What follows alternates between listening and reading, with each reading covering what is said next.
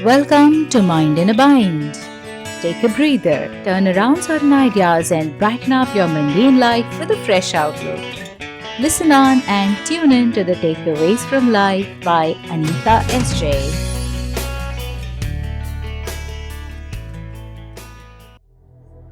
To know it all, we always wonder why these saints renounce the material world in search of God who they do not even know exists. They believe in His existence and they leave all that they have achieved after toiling all their life to find Him. And what when they find Him? They are the same mortal men and women. They have no certificates at the end of this treasure hunt, nor does the endeavor fetch them any medals, and also no test to qualify their knowledge about God. Would you want to go to these God-men to understand God or about their search of God? Actually, they did not want to find God.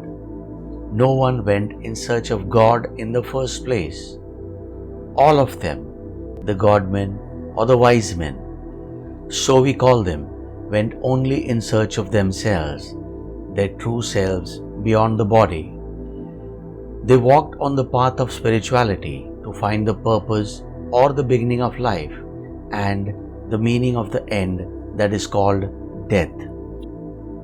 They wanted to find out whether death is the end or it is that imaginary line like the horizon beyond which we fail to see. To know all that there is to know, to find the truth, the entire truth about their existence, they walked the path of spirituality. While in search of the entire truth, they found the last piece of the puzzle of life. They named it God. Then why didn't the wise men share the secret? They tried. They showed us the path, meditation. But why couldn't they tell us in plain and simple language all that they knew about God and His relation to our existence? Why didn't they plainly and simply disclose this last piece of the puzzle?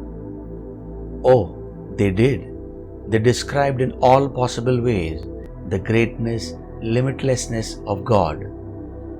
They have quite successfully convinced us that God is the most important piece of the puzzle, and that we cannot understand life without understanding God.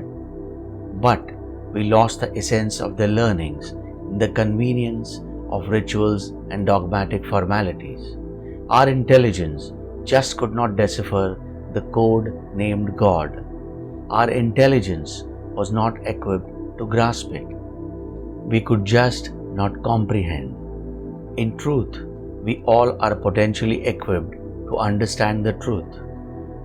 But perhaps the intelligence required to comprehend it all needs to be developed. The state of chaos our minds are in does not allow us to learn. Or perhaps we need to unlearn a few things to be able to learn any further. Things could be clearer to us only once the chatter of our mind stops. A child who sees the horizon as the dead end will not easily believe your theory that it is an imaginary line and the earth does not end there. He has to be taught to see things differently and not as they appear. He has to unlearn a few things that he has learned until now. His idea of the world is limited to his family and people around. He may be familiar with a few more places, like his school and his friends, or a few more places that he might have visited. He may feel a distance of thousands of miles as nothing if he has traveled by air. He might say his school building is farther away from the place he traveled by air as he might have traveled to the school by bus. He has to first understand the size of the earth in comparison with his tiny figure. Then he has to be taught to see himself as a tiny insect in the round, huge ball. He has to then position his view according to the tiny insect's limited vision, then come back to his cell to comprehend what he has learned when he was looking at things from a distance from his own self. We are all capable of seeing God, but maybe not as we expect through our eyes. We can all hear God, but not perhaps as we might hope through our ears. We can all comprehend God, but not as we might choose to think through our minds in the present muddled condition of our minds. No, absolutely not. Thank you for listening. Hope you enjoyed.